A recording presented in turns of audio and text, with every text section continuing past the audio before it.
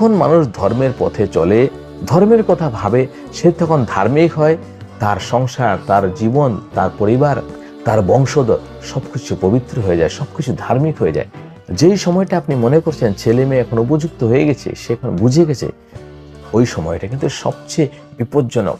ওই সময়ই সন্তানকে দেখতে হবে সঙ্গতি কার সাথে করছে।